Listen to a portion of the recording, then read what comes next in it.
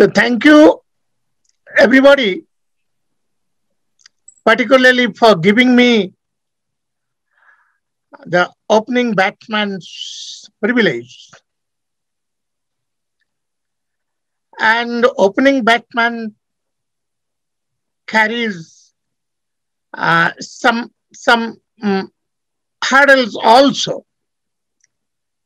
I don't get learned by hearing others, and with that knowledge I can proceed further that I am deprived of. Anyway, my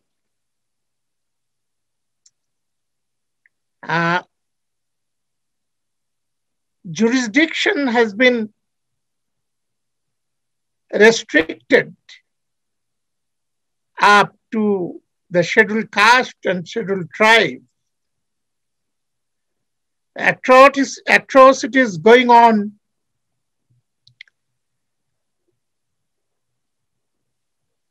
rampant over all sects, creeds, and castes. I can say India is a land of atrocities. India is a land of even human sacrifice towards their gods and goddesses. They are basically blood hungry. They drink blood of common people of the country. Sometimes they are scheduled castes, sometimes they are Sikhs, sometimes they are Mohammedans, in rare cases they are Christians, sometimes they are Tamil, sometimes they are Bengalis, sometimes it is in Punjab. This way. If we go, we will find that this is the land of atrocities and killing the fellow human being. However, they don't agree. They don't accept the fact that others are their fellow human beings. They have, by way of implementing caste. Caste is a mechanism to dehumanize people, to dehumanize this human species. Broadly, I can say non-human being and subhuman being. Mr. Malla was referring to the backward people, the Shudras, primarily, who have practically surrendered, absolute surrender before the Brahminical system. They are, that is why, subhuman beings. But rest are non-human beings. In Rig Veda, they are defined as Nri Pashu or two-footed animal. So the majority people, not just majority, immense majority people of the country regarded, treated, used as non-human being. So torturing non-human being is very easy. Even conscience does not object. So they kill as they kill a goat or fish for their consumption. So for their benefit, they kill us. They kill human being on the altar of gods and goddesses too. Now, the point, what I told and what Mr. Malla said are primarily known to great extent and some extent by everybody. This is nothing new or unknown subject or facts. Now, the subject has been restricted to another thing that we are to discuss. Why in independent India this thing is continuing? Throughout the millenniums, they did it okay. There were the supreme ruler, sovereign king, and nababs, and thugis, and dacoits. They held the reign of the country, so they did it okay. But how in a democratic India? Independent India means democratic India. How it continues and why it continues. Now, when the name of the country comes India, I remember what Pandit Nehru said on this point, that when I go only to the cities and big cities and abroad, in the gatherings, they don't know the country called Bharat. They know India. They say, Hail India. They never pronounce Jai Bharat. But when I go to the villages, rural areas, the millions of people, the majority, the immense majority, they shout Jai Bharat. Now, here is a key point. You look, the people reach Sikhs, reach Muslims, even reach considerably nowadays the scheduled caste and tribes. They are not being that disturbed. Rather, efforts are continuing that they become chamchas, political chamchas, social chamchas, cultural chamchas. And there are. Manuwad Kashiramji used to say that our people are doing the social police job. If we do not want to obey Manuwadi system, it is our brothers, it is the backward caste people who oppose us, not the Brahmins confront with us directly.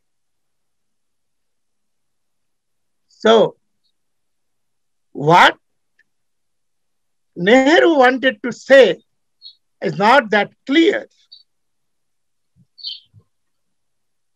That was made very clear by our leader, Manuwad Kashiram, in 1997. 1997 means the golden jubilee of independence of India. The language of Kanshiramji was totally different from Pandit Nehru. But the truth emerges out of that, and truth is always single whole. Many of us may remember as today Tararam Mehra is sitting here, those who have been very close to Mr. Kanshiram and this Bahujan movement, they know in 1997, Sahab released a booklet, a pocketbook sized blue book, and the cover was named Why Bahujan Samaj is Dependent in Independent India. From my childhood, I was born at Calcutta. I grew with the idea of CPI's slogan that ये आजादी झूठा है, मेहनती जनता भूखा है. आजादी झूठा है, आजादी झूठा है. Even now people shout, even in JNU campus, आजादी चाहिए. अरे किसका आजादी और किसका dependency? That is cleared by Manuwad Kanshiram in that small blue book. I translated it in Bengali and I managed to get it translated by some other language people. We too used to work on that, and Kanshiram ji spent around 30 lakhs or a little bit more on that project. He translated it in almost all regional languages of India. Now the message in the book is extremely clear and factual truth, historical truth, that this country is not independent. Such proposition is not correct, as I used to think that ये आजादी झूठा है. आजादी है in this country, आजादी है, but that is for the minority Manuwadi people. उनको आजादी इतना है कि किसी को भी even paramilitary forces लगा के वो मार सकता है. वो किसी को भी राष्ट्रद्रोही घोषणा करके जेल में भेज सकता है. वो इतना आजाद है कि जिसका कोई लिमिट नहीं है. This country is ajad. This is independent country, but it is independent insofar as those 5 to 6% Manuwadis are concerned. When it comes apart for the Bahujan Samaj, Kanshiram said, they are not ajad. They are in bondage, and bonded labors are still survives. So, we have to do something. We have to liberate this dependent people and make them independent. Now, the first point, or the first question, why these people didn't get Azadi? The British abdicated their power. They transferred the power in the hands of Indians. But, my dear friends, if we go to the history and we see minutely, we will find they abdicated the power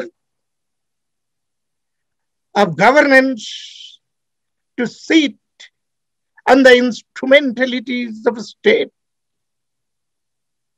They abdicated it in the hands of Brahmins. And it is not my word only, not the word of Manuwad Kanshiram only. Dr. Ambedkar in 1945-46 wrote letters to Alexander, the Secretary of Cabinet Mission. Ambedkar became helpless, powerless during those days because scheduled castes became Hindus in 1932. So, he has said, he had nothing to do but wrote very critical and strong letters to the British authorities.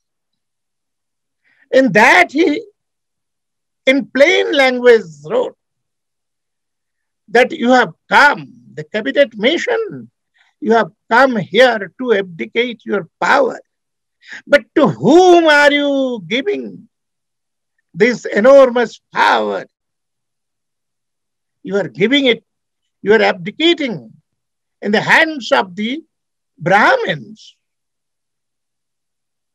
who are the most powerful enemies of we people, the Bahujan Samaj. However, he didn't use the word Bahujan Samaj. He fought for the untouchables only. Now, we can understand that in the beginning, there is a problem. That the power has been transferred in the hands of the microscopic minority, the Brahmins, who controls their temples. And in India, who controls temple, controls parliament, temple of power. And sitting over there, naturally they continue their old habit. That is why many of our former leaders stated that the British, you are giving, transferring, or abdicating the guardianship of frogs in the hands of snakes. That is why in a chapter, Dr. Ambedkar wrote the headings, "Don't give freedom to the tyrants to enslave the entire country." But the British Brahmins and Baniyas had full power and full liberty to transfer the power in the hands of Brahmins. And the Brahmins gladly, willingly grabbed entire power. Religious, social, economy, political, even army. Dr. Ambedkar very strongly supported the partition of India.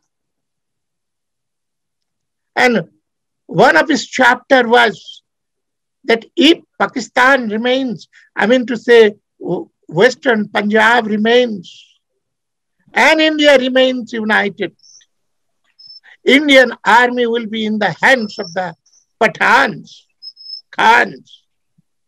They are about 50% of the total army strength. So it is better, the safe army is better than safe border. So by dividing, let us make it a Hindu country with a Hindu army. My dear friends, when such is the condition, tell me, why torture should not be continuing? Because the torture is for, the caste system is for monopolizing privileges. So why should not they continue to torture people? They deprive the democratic rights to the common people, the Bahujan Samaj, for whom Kanshiram fought as the dependent people, and to make them free. So they are under torture. Even the situation is such that there is no need to use the caste phenomena. Anybody object and challenge the supremacy, as Mr. Malla said, that why they are killing us? Because we do not accept their soul-sailing supremacy, their sole sovereignty. We fight to acquire our share also. Naturally, confrontation, conflict, and war, battle, killing will come. But since army in their hand, IPS in their hand, IAS in their hand, temples in their hand, all political parties in their hand. Naturally, the torture, the exploitation, the killings, the genocide, whatever you give the name, it continues and it will continue.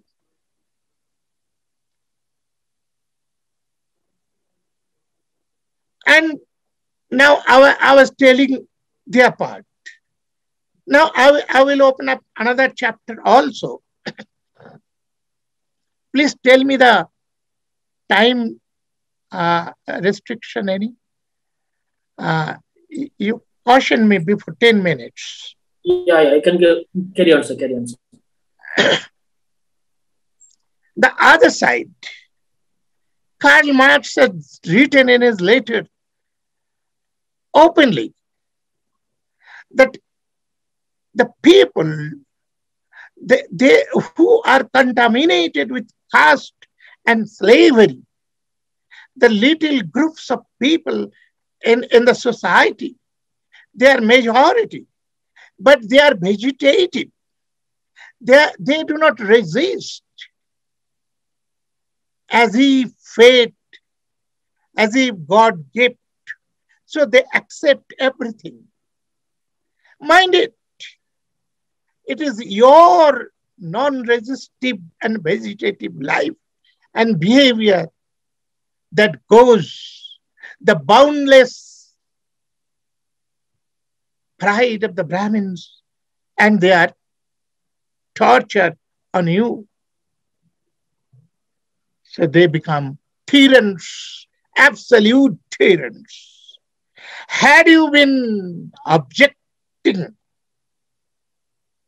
perhaps,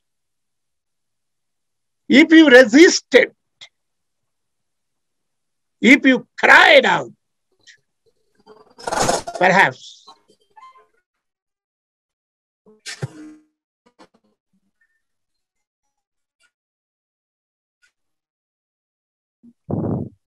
Biswas ji, please unmute. Biswas ji. So kindly unmute your mic, sir.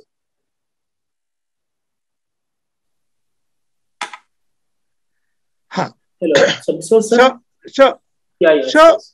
So we have our faults.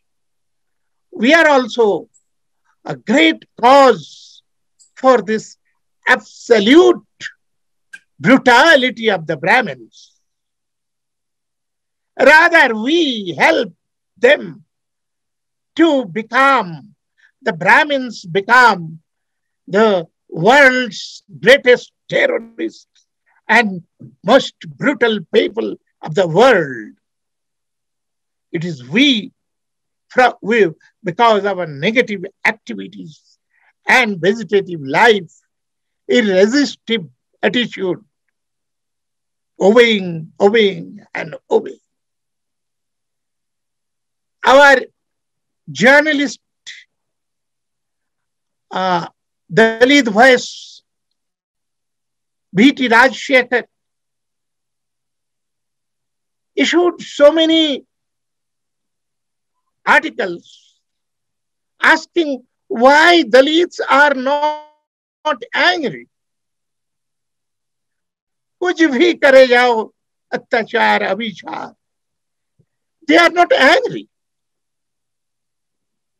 They will just try to avoid and go away.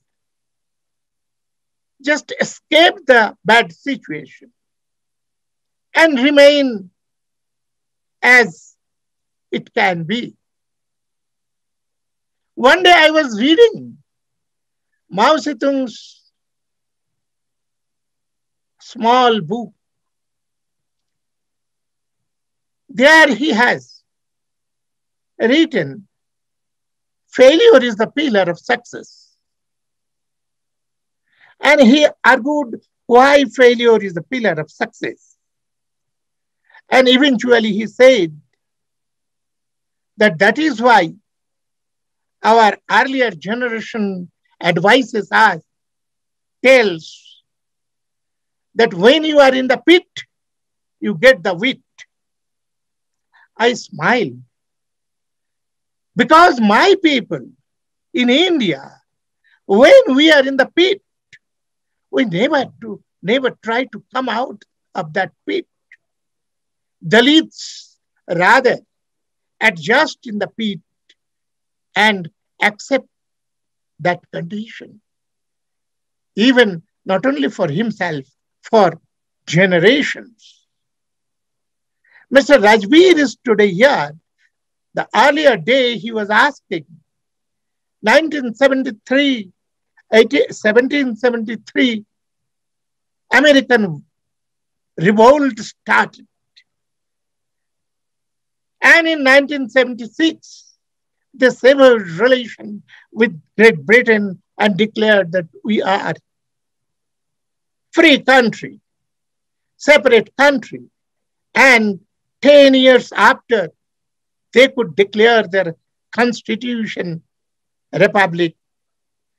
Now, for others' information, I may tell you, around 1 lakh of soldiers, Americans, died in that 10 years battle.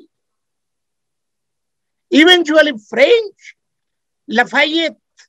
General Lafayette, etc., joined hands with the Americans and they got liberty, and the Statue of Liberty was donated by French. This sort of sacrifice, this sort of resistance, this sort of opposition, fight in our country, our history doesn't say such tale as the War of American Independence. In other countries, tell me from the pages of history, is there any king or kingdom or dynasty who ruled with honor without facing big battles? But our people, okay, by caste system, they were debarred of using arms. Arms was monopolized by the Kshatriyas and Brahmins only. But even then, the world history says those who were debarred, they secretly learned martial art, they secretly prepared their weapons and fought the battle, one after another. But here we talk about Lord Buddha,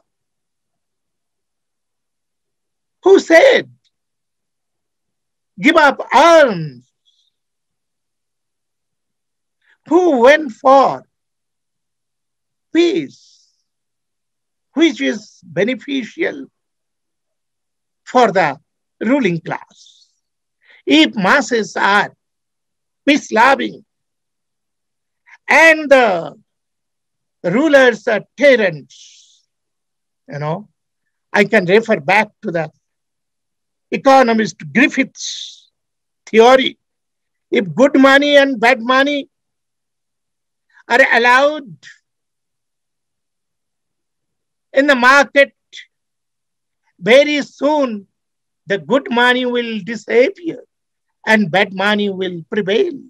So in such circumstances, this Bahujan Samaj had also the same fate, that bad money has become absolute tyrants and good money slaves of the slaves.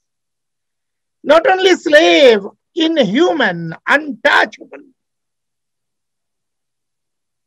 so on and so forth.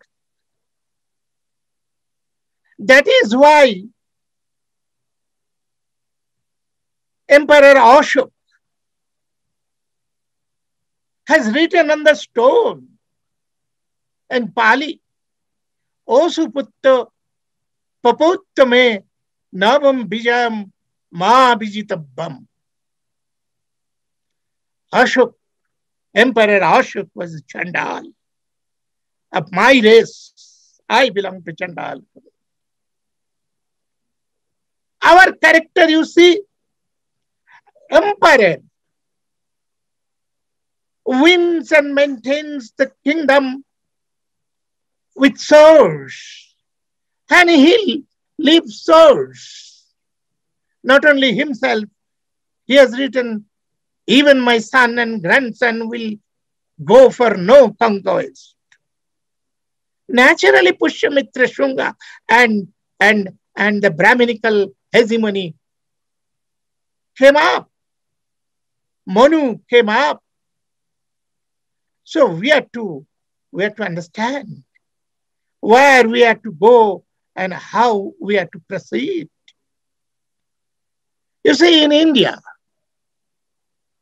in Bengal, from 1880, political battle started, democratic battle started with the declaration of Lord Ripon's 1882 declaration. Excuse me, sir.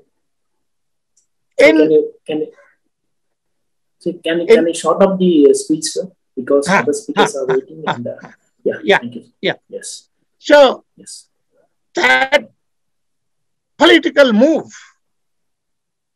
even they became minister in Fazlul Haq's ministry, they became first untouchable to be the legislature in 1920, 21, 22, 23, so on and so forth. Many legislatures, but no political party was created. They fought against political parties, 5, 6 political parties by that time, because Communist Party of India was also established in 1920. So also, in other parts, the latter parts, we, the Dalits, the Bahujan, didn't create our political party to fight it until and unless in 1882, 100 years after that Guruchand Thakur in Bengal, he started a political party. Otherwise, Congress, that Shurendranath Banerjee, W.C. Banerjee, Communist Party, 1920, Narendra Bhattacharya, today all parties, the Shama Prasad Mukherjee, but we didn't bother to create our political platform, the battlefield. So we have to see where do we lack and where do they advance. We have to learn from them also. And we have to see our weaknesses also. And today's world is a united, single, whole world. We can talk, we can negotiate, we can help and get help from others. So we must consider and build our blueprint for the battle, as Mr. Malla was telling, that aggressive battle. You see, in the football game, you have given me 10 goals. Can I win or survive just by playing defensive game? No. Offense. I am to give at least 11 goals to win the football match. So without offense, not being offensive, we cannot win. It was told by Mao Zedong, identify your enemy. And offense is the best defense. So if we want to defend ourselves from these atrocities and tortures, we have to be offensive. Thank you very much. Jai Kanshiram. Thank you. Thank you, sir. Thank you so much, sir. We can create even casteless society only by becoming rulers of India.